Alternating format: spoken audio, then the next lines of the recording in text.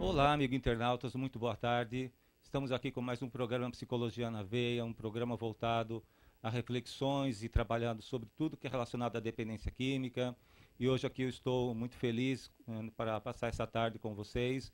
Essa tarde de calor, está ventando um pouco, parece que vai chover, mas estamos aqui firme e forte para apresentar mais um programa.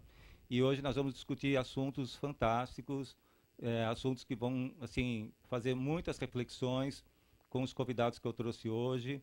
E vocês podem participar pela internet através do participe@uptv.com.br. Conto com a participação de vocês e vamos apresentar aqui os nossos convidados. Aqui é com a doutora Luana Muniz, que ela é psiquiatra, psicanalista, e o Clayton, que é o técnico em dependência química, que já é uma pessoa conhecida no nosso meio, que já é uma pessoa que tem uma vasta experiência, e nós vamos discutir aqui alguns paradigmas em relação aos tratamentos relacionados à dependência química. Boa tarde, Luana. Boa tarde, Mauri. Obrigado pela presença de vocês. Boa tarde, Nelson. Boa tarde, Nelson. É um privilégio, um prazer estar aqui com você. Para mim que é um privilégio, Mauri. Você que é uma pessoa referência no assunto, está fazendo parte dessa equipe aqui tão fantástica que é o pessoal aqui da UpTV. Obrigado, obrigado. É um prazer aqui, porque aqui é minha casa também, né? Com certeza. Você é o idealizador fantástico de todo esse trabalho que você já vem desenvolvendo há quanto tempo, Mauri? Já há 9 anos, com dependência química. Há 9 anos com dependência química. Antes, a minha área de atuação era comunicação social, rádio e televisão. Certo. Né? Depois eu cismei, inventei de pôr um programa no ar sobre dependência química. Né? E aí foi que eu descobri a grande tragédia, né? Que envolvia essas pessoas, o abandono, certo. o desespero, né? E aí isso me comoveu muito. Foi aí que eu decidi, né, atuar também nessa área e acabei migrando para ela. Maravilha, maravilha. Doutora Luana, como é que é o seu trabalho? Explica para a gente, porque a doutora Luana ela tem um trabalho diferenciado na área de dependência química e eu acho que é importante vocês conhecerem, vocês vão ver como que vai ser, ter uma ideia de como vai ser essa conversa daqui para frente. Fala um pouco do que levou você a seguir nessa linha da dependência química, doutora. Nelson, obrigada pelo convite de Obrigado estar aqui você. junto É um com prazer. o Mauri, né? Bem, já fiz medicina, na época da residência em psiquiatria, tive um encontro com o uso de substâncias quando no Hospital Dia eu montei um grupo de psicoterapia para tratar esses pacientes que tinham questões relacionadas ao uso de substâncias. Daí começa o meu interesse e a percepção de que a psiquiatria clínica, como vindo de uma área uma especificidade da medicina, não dava conta do sujeito usuário de drogas como um todo. A partir daí eu começo a buscar alguns cursos e uma formação em toxicomanias, uma passagem pela psicanálise e começo a fazer uma integração também com umas ciências mais amplas, num olhar mais holístico. Entendi.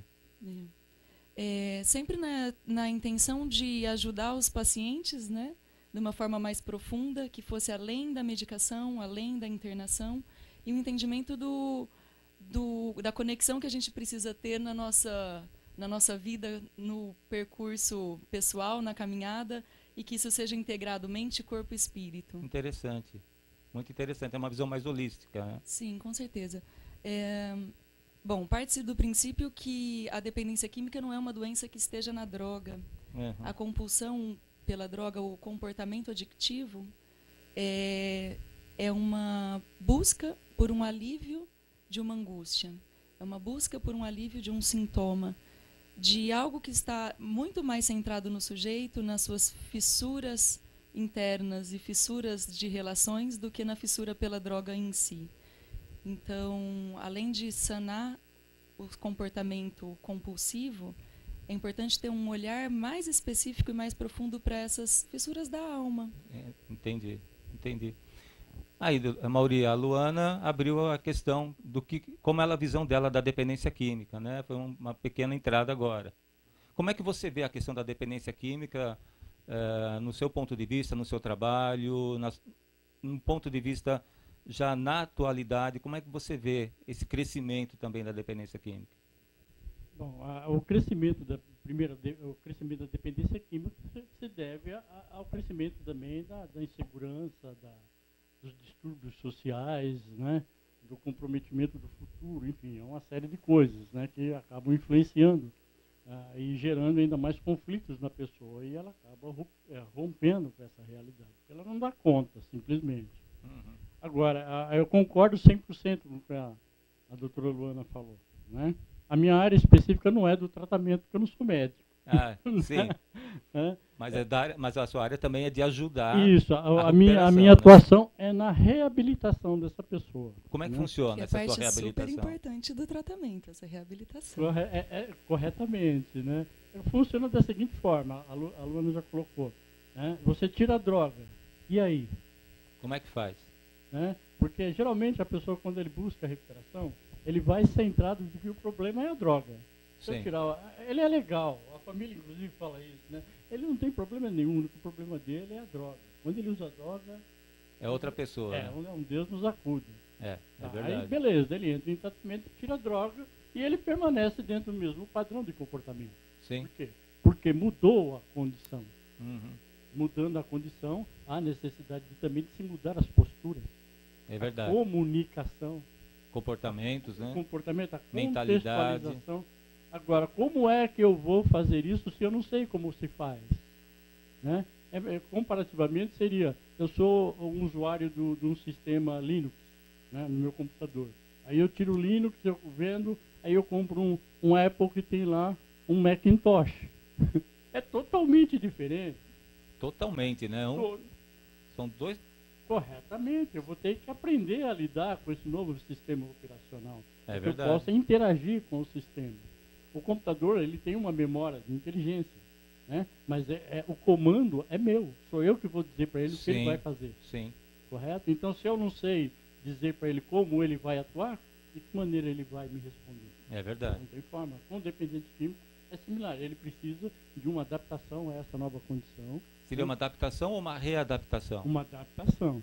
Tá. Mas alguns podem até se readaptar, porque perderam ao longo da dependência química. Entendi. Né? Agora, a grande maioria é um novo aprendizado. Sim. O que acontece no uso compulsivo de substância é que, bem, a humanidade usa droga desde que a humanidade é a humanidade, a gente sabe disso. É verdade. E na atualidade isso se tornou um problema de saúde pública e um problema pessoal, porque as pessoas começaram a usar a droga para tamponar problemas que são de relação, problemas sociais, culturais, econômicos. Com esse tamponamento regular e contínuo durante anos, o que acontece é que o usuário de droga, ele não se desenvolve na sua plenitude, desenvolvendo seus sistemas de valores que vão auxiliá-lo e vão reger as suas relações pessoais. Ele não só perde algo que ele já desenvolveu até a infância, a adolescência, antes dele começar o uso da droga, mas ele também deixa de desenvolver, deixa de criar valores pessoais. Que é isso que o Mauri fala, que pode ser uma readaptação, mas pode ser uma adaptação nova, pode ser um novo aprendizado. Sim. O usuário de substância, ele é infantil, emocional e espiritualmente, porque ele não está exercendo a sua função de ser si mesmo na sua plenitude, de Sim. forma também a aprimorar e desenvolver-se. A partir do momento em que a droga passa a ser um tamponamento daquilo que é visto como angustiante, frustrante ou doloroso, ela também impossibilita que a pessoa olhe para aquilo e crie uma maturidade, um sistema de valores para passar por aquilo, para desenvolver-se a partir daquela frustração ou daquela dificuldade ou daquela dor. Ele estaciona o seu desenvolvimento emocional, psíquico e espiritual naquele ponto. Entendi. A questão é que passam-se 10, 15, 20 anos e depois a pessoa talvez nem tenha mais noção de onde veio aquilo. Ela tem uma memória das dores que ela teve ou das dificuldades, às vezes até como raiva, como angústia, mas aquilo não serviu como uma ponte para o seu crescimento. Entendi. A ideia da oficina, da casa clínica, da nossa clínica, é que a gente possa auxiliar o paciente desde a interrupção do uso compulsivo até o desenvolvimento pessoal e de novos valores para que ele possa atuar na sua plenitude de seu ser, tanto nas questões internas quanto nas funções e papéis sociais que ele deveria ocupar. Entendi. É uma questão importante, porque no período que ele passa na dependência química, ele perde essas habilidades de atuar dentro dos diferentes ambientes onde ele circula. por exemplo. Sociais, né? Sociais, né? Ele perde a habilidade de se relacionar com o trabalho, ele perde a habilidade de se relacionar com a família, ele perde a habilidade de se relacionar como cidadão. Como ser humano, de uma forma geral, né? Porque o empobrecimento, né, desses potenciais dele é muito grande. Alguns, inclusive, não desenvolveram de forma adequada. Né? Então, a reabilitação é para reabilitar ele como ser humano, para que ele possa atuar dentro desses diversos ambientes, nos diversos papéis que ele representa, de forma a não gerar conflitos. Exatamente. Ele não gerar conflitos e a família também, né? E ter relações saudáveis. Porque a gente sabe o quanto a família também é afetada em relação a isso, né? Mas aí ele pode entrar como também um elemento que vai auxiliar a família a superar as suas limitações. Ah, sim, sem dúvida. Né? Sem dúvida. É algo extraordinário. Sim. Agora, você tem que ajudar ele, você tem que, primeiro, ele se perceber como ser humano, que geralmente ele não se percebe mais. Eu sou um adicto, eu sou um alcoólatra. Eu sou um doente. Que é o que eu costumo ouvir muito. Corretamente. E a dependência química não é uma definição. A dependência química é uma condição, né? Entre outras condições que ele tem presente na pessoa dele. A questão é que as outras condições não estão bem desenvolvidas ou não se desenvolveram de forma a também atuar de forma a manter a dependência química dentro de uma condição não agressiva. Olha que interessante, internauta. O Mauri está trazendo um ponto de vista totalmente diferente daquilo que a gente está habituado a ver, porque, Mauri, a gente sabe que a gente que trabalha nessa área, a gente sabe que tem um modelo muito tradicional de tratamento, que é baseado normalmente em internação, psicotrópicos, para ajudar na reabilitação. E esse ponto de vista que você está falando, que eu também aqui citei como vários pacientes falam, eu sou doente, isso significa que ele está se rotulando, seria isso? Ele está se definindo como doente. Quer dizer, partindo do princípio então de que se ele fala que ele é doente, ele vai continuar sendo doente e isso dificulta a recuperação dele também? Ele vai continuar sendo doente e atuando como doente. Esse é o grande problema. E por isso que os comportamentos dele são mais difíceis de mudar. A mentalidade dele, a maturidade dele, como a doutora Lana estava falando. Ele tem que deixar, né, de pensar como doente e começar a pensar como um ser humano que ele é. A humanidade dele está acima da doença. Assim como a humanidade dele, a condição dele como ser humano está acima da drogadição. Como eu disse, a drogadição não define ninguém, né? Ela é uma condição tratável. Tratável. Né? Tratável. Sim. Porém, não adianta tratar apenas a condição da dependência química, a necessidade também do desenvolvimento das outras condições de forma ele a atuar, né, com competência. Sim. O que é atuar com competência? É abandonar a violência na sua comunicação, abandonar a violência na sua contextualização. Vamos falar da comunicação não violenta contra si mesmo. Primeiro com ele, né? Em primeiro lugar, né? Aí vem aquela coisa, mas ele quer isso? Ué, vamos mostrar para ele como faz. Como funciona, Como né? funciona, né? A princípio, ninguém quer ser legal. Ninguém quer ser bonzinho, né? Exatamente. Eu quero ser um muito louco. Eu quero sair nas paradas, eu quero deitar e rolar. Beleza, mas só que chega um momento da vida em que ele vai ter que tomar uma decisão. Tem que tomar uma atitude, né? Vai ter que, olha aí, um pouquinho, ele vai ter que olhar para a sua condição de dependente químico e perceber algumas coisinhas que estão ali. Essa relação aí realmente, né? Tá dando para levar adiante? É como uma namorada, né? Você arruma uma namorada, ela é bonita, ela é legal, te dá prazer e tudo. Mas ela só te coloca em fria. Vai chegar no momento que você vai falar, querida, olha, veja bem, né? Eu te amo, mas não dá. Deixa para lá. Deixa eu arrumar outras coisas aqui para que eu possa também ter prazer, né, nas outras relações, porque eu também tenho outras relações importantes. Sim, né? Sim. E que ela também, ela também me define como ser humano. Sim. Tá? Eu tenho meus vínculos, né? Eu tenho meus amores, né? Uhum. Eu tenho meus ódios também. Tem, né? Somos seres humanos. Né? Somos seres humanos, mas eu tenho, né, outros ambientes, outras experiências a viver, não só essa. Muitas humanidades, não apenas a humanidade usuário de substância. Muitas histórias para contar, né, Luana? Muitos papéis a ocupar, muitas responsabilidades a assumir. Isso de a psiquiatria, ela dá conta de alguns... Porque o uso regular e contínuo da droga pode ser um uso crônico. A pessoa pode usar durante anos e anos e anos. Isso não faz da pessoa um dependente químico crônico. Eu entendo que a dependência química é uma condição... Eu nem gosto muito desse termo, dependência química, para ser sincera. Qual seria para você? Os códigos internacionais de doença e a nosologia usam a ideia de um transtorno mental decorrente do uso abusivo ou do uso nocivo ou da dependência química de cada uma das substâncias psicoativas, né?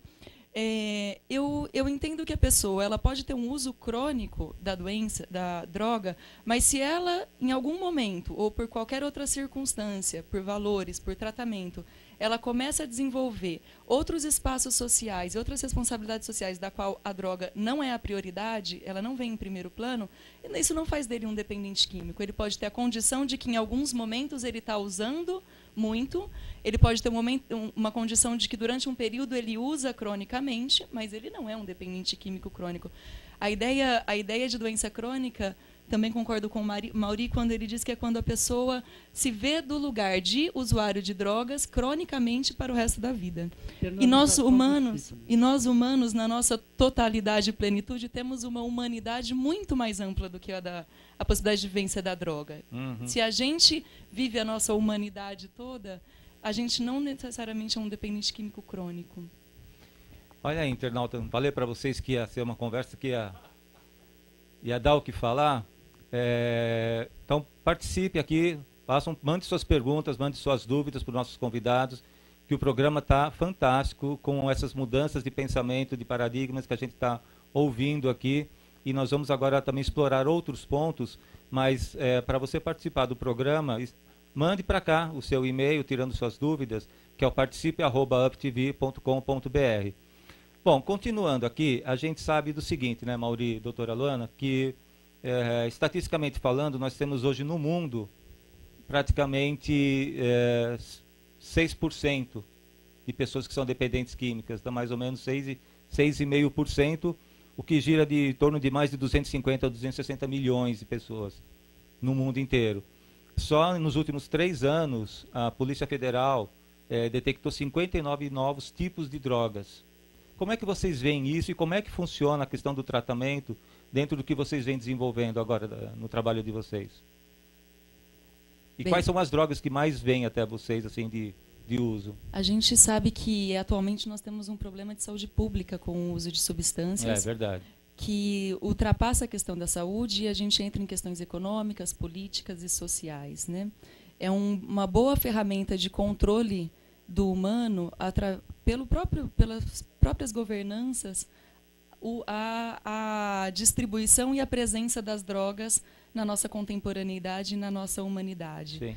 E aí a gente, por que as coisas mudaram, né? Por que antes existiam as drogas, elas sempre existiram, mas elas eram inseridas num tecido social, num contexto religioso ou cerimonial, e hoje ela se tornou um problema de saúde, né? Que elas servem para sedar, estimular, apaziguar, divertir, essas funções elas sempre tiveram. Sim. Mas agora, o que acontece na atualidade é que muitas vezes ela vem sanar ou tamponar uma fissura das relações, uma fissura social, rupturas que aconteceram na vida do sujeito, sim, de forma que ele não entra em contato com aquilo. E aí se torna um problema de saúde, né? Uhum. Quando a gente pensa em fazer o tratamento da dependência química, do uso compulsivo de substâncias psicoativas, eu penso inicialmente que essa pessoa que está usando essa substância há muitos anos e que nos procura porque tem perdas, prejuízos reais decorrente desse uso, ela inicialmente vai precisar ser avaliada e dar conta dos seus sintomas quando ela tem transtornos mentais relacionados. Existe depressão sublimada por uso de drogas. São as comorbidades, né? Sim. Ou decorrente do uso de drogas, existem psicoses decorrentes do uso de drogas, que as drogas foram um gatilho que desencadearam uma doença que estava ali por vir. Existem distimias, diversos transtornos. Entre as principais, a esquizofrenia também, né? Sim, a esquizofrenia, o início da doença ficou um tanto associado ao uso de substâncias, porque, assim como o uso de substâncias, ela também se dá no início da idade adulta, e algumas substâncias que são perturbadoras do sistema nervoso central, alucinógenas, elas podem desencadear a doença, o que acabou tendo alguns estudos querendo comprovar uma relação entre as drogas e a esquizofrenia, que não é uma relação tão de causa e efeito, assim, diretamente, mas que faz com que as pessoas, os pacientes, nos procurem, cheguem até o consultório. Isso sim. Entendi. A abordagem medicamentosa, com o retorno da homeostase, com o equilíbrio psíquico e corporal, possibilita o paciente, nessa homeostase, começar a pensar e decidir por si só por um tratamento para se distanciar, para abandonar a substância psicoativa, né? Sim. Então, essa parte do tratamento medicamentoso é realmente uma parte, é o início do tratamento. Não necessariamente ele se dá em internação.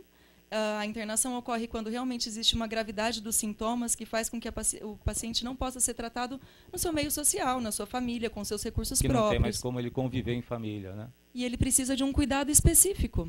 Sim. E assim a gente interna para dar conta desses sintomas mais graves e uma estabilização do quadro. E quando ele volta para casa, ele volta para o seu contexto social, aí sim podemos conversar e pensar num planejamento para um tratamento de médio e longo prazo para os sintomas compulsivos.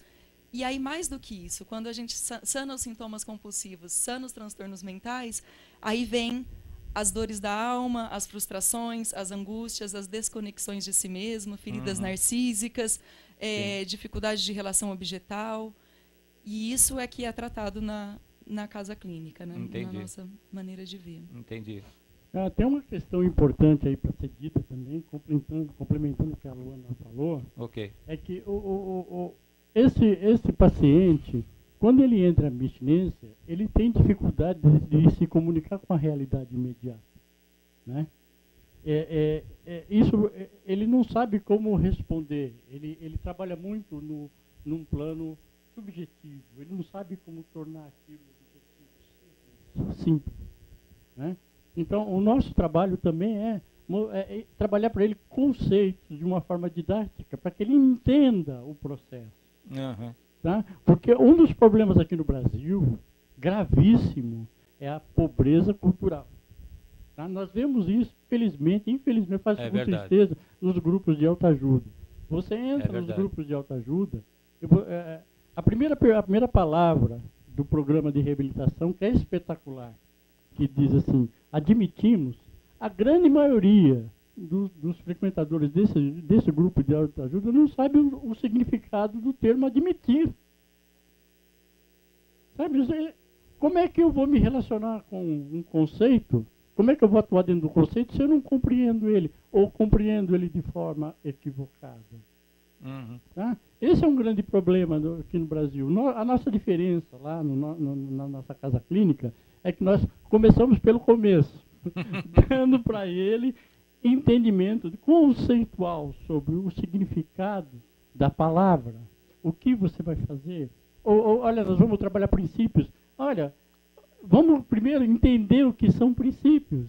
Vamos desenvolver sistema de valores. Vamos entender primeiro o que são sistemas de valores, para que depois eu possa utilizá-los de forma adequada, correta, sabe, controlada, consciente, sabendo o que eu estou fazendo. Sim.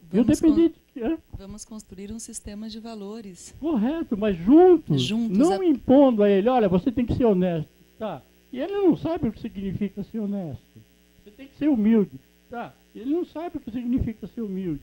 Você tem que admitir que você é impotente. Não, eu aceito que eu sou um dependente químico. Espera um pouquinho, cara. O que está dizendo ali é que você é impotente perante a substância. Era impotente. Não é. Mas... Peraí. Como assim? Como assim? Está lá. Mas peraí, dá um nó aqui. Admitimos que éramos impotentes. Éramos. Mas eu sou adicto. Não, aqui está dizendo que você era. No novo sistema de valores, você não é adicto, isso. Você é uma pessoa inteira. Corretamente. Para além de ser adicto. Isso, além, você é um ser humano. Porque quando você está sob o efeito da substância, de fato, você é impotente para pedir ajuda. Agora, quando você está em abstinência, você não é impotente. Você pode pedir ajuda, sim. É por isso que a gente começa o tratamento com intervenção medicamentosa, psiquiatria, quando necessário internação, para que a pessoa possa restabelecer a crítica e o juízo, que muitas vezes está perdido durante o uso regular ou durante os sintomas de abstinência. Aí, a partir desse momento em que ele está íntegro novamente, é nessa conexão mente, corpo e espírito, é que a gente consegue desenhar juntos um sistema de valores. E até estimular o desenvolvimento da vontade dele. Tem que ser sempre a partir da vontade. Agora, Maurício, você está falando essa visão em relação ao primeiro passo. Sim. Porque a gente que trabalha em instituição, a gente sabe que para começar uma recuperação é imprescindível fortalecer o primeiro passo. Sim. Então, admitimos que éramos impotentes. Então, não sou mais. Então, a partir do momento que ele admite, ele já não é mais... Não, ele admitiu, e admitir não é... Eles falam, o que é admissão? Aceitar. Não. Admissão é aceitar e concordar que quando eu estou sob efeito da impotência, eu perco o controle da minha vida. Você concorda? Concordo. Então, aí você admite. Agora, só aceito que você é um dependente químico. É lógico que você toma 1 litro de pinga por dia, fuma uns 10 baseados. Tem dúvida? Nenhum. Nem um pouco. Né? Agora, nós não estamos falando de você... de impotência sob o efeito da substância, quando você faz uso. Então, você não fazendo uso, você entrando, como a Luana disse, até buscando recursos, até medicamentosos, se for o caso, para você entrar em abstinência, você ter uma certa clareza da mente, clareza suficiente para você perceber a sua realidade, aí você pode mudar. Né? Aí você pode pedir ajuda, que é o segundo passo, mas pedir ajuda para quem esteja em condições de te ajudar. Entendi. Sabe, pessoas que estão em condições de compreender a sua necessidade e te oferecer um apoio, uma ajuda funcional, onde você vai ter resultados. Aí, no terceiro passo, fala que você precisa de Deus. Tá? Poder superior. Não é Deus. Aqui no Brasil se fala Deus, mas é um poder superior. Sim. Na forma como você concebe. Geralmente eles concebem esse poder superior religioso, como Deus. Sim. Tá? Mas aí está dizendo, ele diz que você vai ter que ter uma relação com esse poder superior. Dá para você estabelecer uma relação superior com esse Deus que está lá, distante? Não. Então, então tem que ser um Deus, tem que ser Deus, mas esse aí que você está concebendo não é possível. Vamos conceber Deus que seja possível. E aí subentende-se a fé que ele vai ter. Isso. Você vai confiar nesse Deus. Confiar significa que você tem uma relação de confiança e amizade com ele. Você vai entregar as suas preocupações e a sua vida para ele. Ó, me ajuda aí que o negócio está feio. Como é que vai ser? Que Deus é esse que pode fazer isso por você? E isso independe de qualquer crença, né? Independente de qualquer crença. Tá? Então vamos conceber Deus? Vamos conceber Deus? Vamos conceber Deus? Deus é amor. É verdade. Aí eu pego esse amor e aplico em quem? Em mim.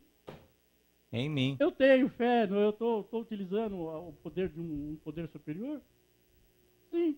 Eu, por amor a mim, vou entrar em reabilitação. Não sei se eu vou conseguir.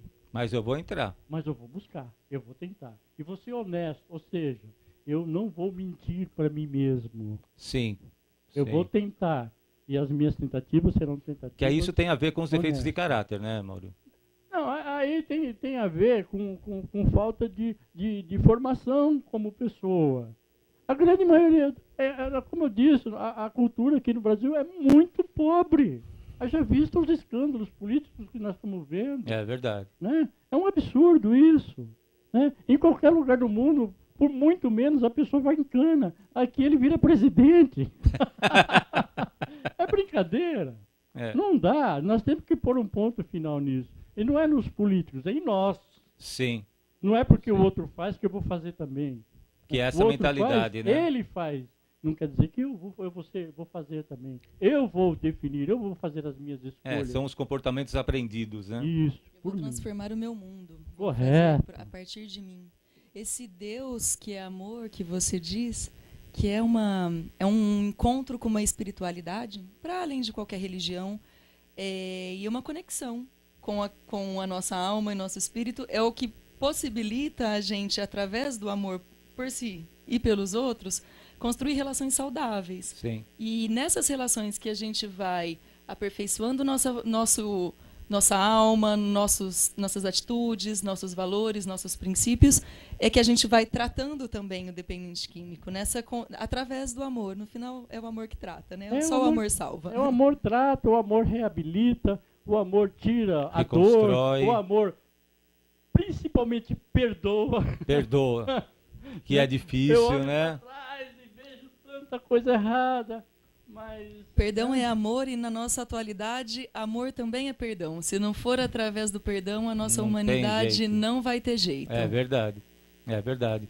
Eu vou fazer uma pergunta aqui para a doutora Luana, mas antes eu quero novamente reforçar para vocês, participem, mandem suas questões, o que a gente puder responder posteriormente ao programa a gente vai responder, e mandem seus e-mails para o participe@uptv.com.br.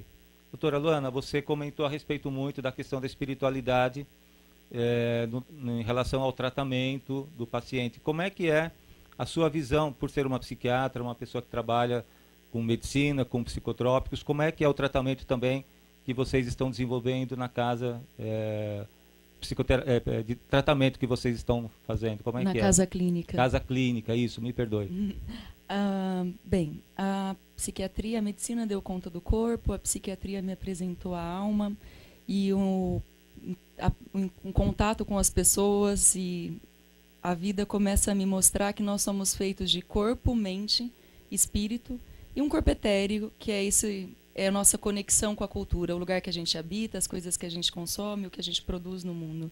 E quando a gente está pensando em tratar qualquer transtorno mental, a gente tem que pensar que a gente tem que tratar as 4 esferas. Assim vem a junção da psiquiatria, da medicina com a psiquiatria, com a antroposofia e com a ciência espiritual.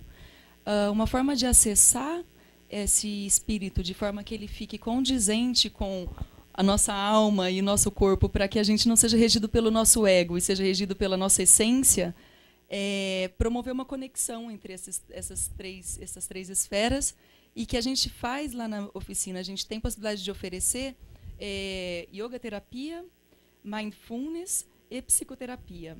Além de uma oficina clínica que, a partir do encontro e de fazer atividades, a gente coloca o desejo da pessoa já conectada em ação para que ela produza... Interessante.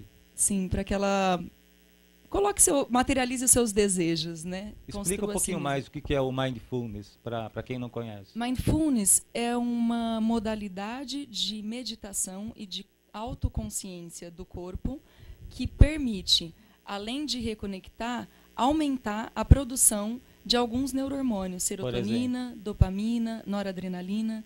Existem alguns tipos de meditação, de respiratórios e de asanas, de exercícios com o corpo, com uma consciência corporal, que realmente estimulam as nossas glândulas, seja a nossa glândula pineal, seja as nossas glândulas tireoide, pâncreas, timo, a melhorar a nossa produção natural de hormônios.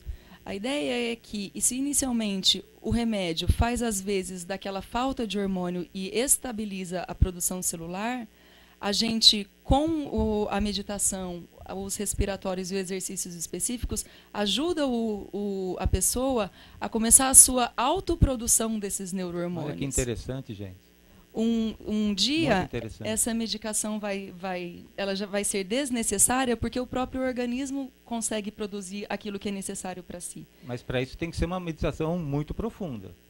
Sim. A yoga também, que você comentou, né? A yoga principalmente. A yoga, ela tem capacidade de fazer uma produção a gente consegue aumentar níveis de hormônios femininos, níveis de hormônio masculino, níveis de insulina, inclusive. A gente consegue reverter diabetes com alguns respiratórios, práticas corporais e meditação. Maravilha isso.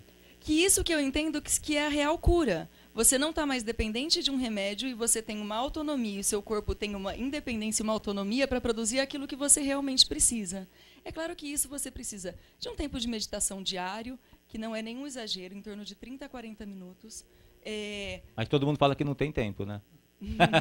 E se você começa a meditar, você vai ter tempo para fazer todas as outras coisas e mais um tempinho para meditar, porque a gente cria espaço temporal quando a gente cria espaço interno. Verdade. Né? É verdade. Isso, junto com um bom processo de psicoterapia e uma boa alimentação, é capaz de tratar muitos transtornos mentais. E a questão medicamentosa, onde é que entra? Porque também existem, até onde nós temos conhecimento, nós estávamos até conversando aqui nos bastidores, que existem também medicamentos alternativos, né, que não são necessariamente os psicotrópicos. E o que vem sendo muito falado ultimamente é da ibogaína, né? Sim. Como é que funciona esse trabalho com a ibogaína? A ibogaína, ela é uma substância que é extraída da raiz da iboga, uma árvore originária da África, né? Na década de 60, um hippie americano, ele utilizou o chá da ibogaína para fazer uma viagem, né? E 3 dias depois, ele percebeu que a compulsão pela heroína, a qual ele era dependente, tinha sumido. Sumiu a compulsão. Totalmente. Sumiu. Em quanto tempo? Em 3 dias ele percebeu 3 dias? que ele tomou o chá da ibogaína, né? E aí fez a viagem lá. E depois ele passou efeito e foi embora. E ele percebeu 3 dias depois, se deu conta que a compulsão pela heroína tinha sumido. Aí ele chamou alguns amigos, ofereceu também o chá para ver qual era o efeito, e realmente se comprovou que o mesmo efeito, né? Sumiu a compulsão. E aí começou a se pesquisar a ibogaína para utilização na dependência química. Não usa psicotrópicos? Ela pode ser coadjuvante ao tratamento, porque o psicotrópico tem mais a ver com o tratamento de um transtorno mental, seja uma depressão, uma psicose, uma ansiedade, do que exatamente com a compulsão ou não. Alguns psicotrópicos conseguem reduzir a compulsão, mas o motivo pelo qual essa compulsão existe, ele não alcança. O que acontece com a ibogaína, assim como com a ayahuasca, que é um chá do subproduto da mistura de um cipó, o jagube, com um arbusto, a chacrona, que são plantas de poder, assim como a ibogaína. A vantagem da ibogaína é que ela já existe em comprimido, então ela é mais fácil associada ao tratamento. É que ela possibilita que a pessoa entre em contato consigo mesmo, com seu eu espiritual e com a sua ancestralidade, de forma em que ela percebe a sua conexão com o todo, sua conexão com o universo, de uma forma muito amparada e confortável. E ela entende o amor universal.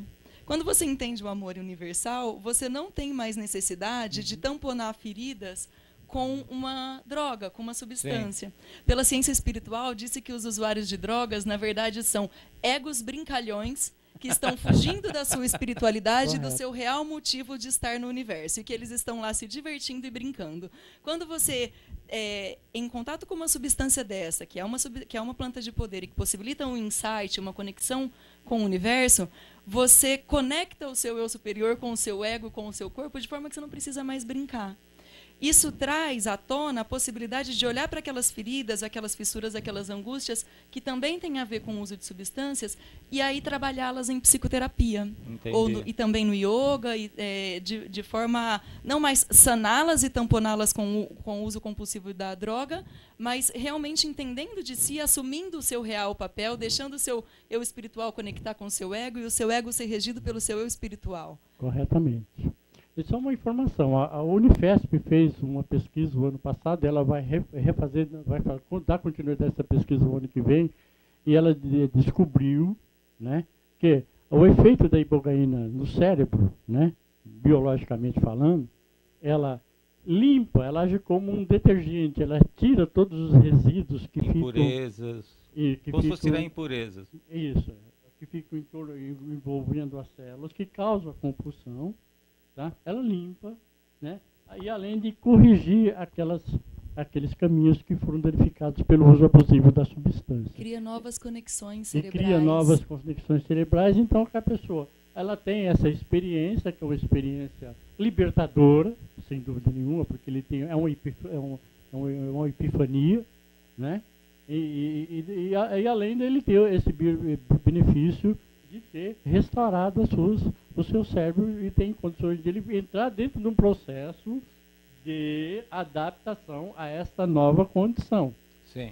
Tá? Porque, como eu disse, ele tirou a droga, ele está limpo, né? E agora?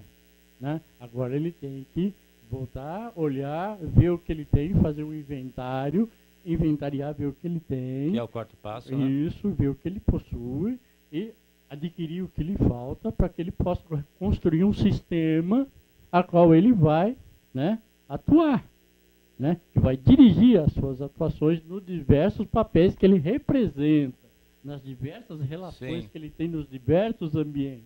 Isso é muito importante. Se a pessoa não entra nesse processo, ele simplesmente ele vai continuar reproduzindo o mesmo comportamento desassociado pela adicção, sem a espiritualidade, porque a espiritualidade está nas relações, ele tem que ter peso, ele tem que pôr peso e valor a essas relações, tá? Para que ele possa dar Entendi. né? Ser gratificante, né?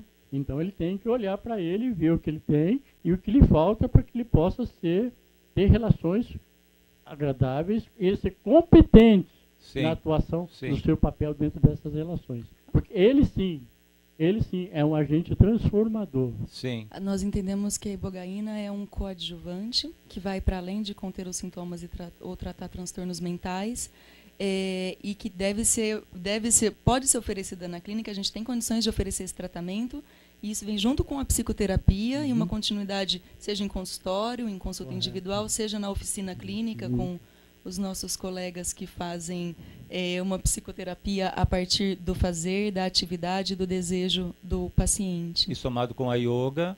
Com a yoga terapia É e feita o uma mindfulness. avaliação para saber qual é o melhor tratamento adequado para o paciente. Sim, e aí desenhado um projeto terapêutico junto com ele, que supra as necessidades, tanto terapêuticas quanto o desejo dele, né, do paciente. E isso aí, Nelson, e esse desenho desse projeto terapêutico, ele é individualizado, porque cada pessoa tem as suas demandas, tem as suas necessidades, tem a sua formação, tem suas crenças. Sim. Né? Então ele tem, não dá para você generalizar isso. Só um pequeno detalhe também. A ibogaína no Brasil, ela é permitida pela Anvisa para uso pessoal. Tá? Mas então, não é vendido em farmácias. Não, ela tem que ser importada no nome do paciente. Tá? Ela tem que ser feita uma prescrição médica, que tem lá todo uma forma de avaliação. Tá? A Luana sabe fazer todo esse processo, faz a prescrição, faz o pedido. Na alfândega só é liberada a substância mediante a apresentação da receita, né? Ele retira a medicação e nós fazemos a aplicação dessa medicação dentro de um ambiente protegido, dentro de um ambiente controlado, onde ele tem inclusive lá disponível toda a assistência médica e enfermagem pronta para atendê-lo. É necessária uma avaliação prévia, porque nem todas as pessoas podem fazer uso de ibogaína. Tem que pensar sempre que, a partir de uma avaliação psiquiátrica, eu prescrevo ou não essa substância como tratamento. Entendi. Nós temos uma equipe que somos eu, Mauri, temos uma enfermeira em saúde mental, um psicólogo, e 2 psicólogos e uma psicanalista, que faz parte dessa equipe que trabalha desta forma holística, compondo. Muito bom, muito bom. Gente, infelizmente nosso tempo já está acabando, passou muito rápido, mesmo. Mas eu só quero uma resposta rapidinho para uma seguinte questão, Mauri e doutora Luana. Com certeza o internauta que tem algum familiar ou então um adicto em recuperação pode estar pensando, mas esse tratamento vai me trazer a cura?